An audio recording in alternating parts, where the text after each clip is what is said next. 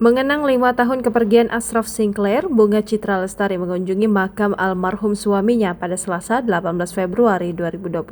Potret haru itu dibagikan melalui akun Instagram pribadinya. BCL tentu tidak sendiri mengunjungi rumah terakhir almarhum suaminya itu. Ia didampingi putra sematawayangnya, Noah Sinclair, serta Tiko Aryawardana yang kini menjadi suaminya. Mereka bersama-sama berdoa dan membacakan ayat suci Al-Quran di makam Ashraf Sinclair, menunjukkan cinta dan penghormatan yang tak lekang oleh waktu. Melalui unggahannya, BCL mengungkapkan bahwa kehilangan Ashraf masih meninggalkan duka yang mendalam di hatinya. Meski berusaha merelakan rasa kehilangan itu tetap terasa. Meskipun kehidupan terus berjalan, perempuan 41 tahun itu menegaskan bahwa kenangan tentang Ashraf selalu ada dalam hatinya. Setiap langkah yang ia jalani, pria asal Malaysia itu tetap menjadi bagian dari hidupnya. Hidup terus berjalan, namun kami selalu membawamu dalam setiap momen, dalam setiap doa, jelasnya.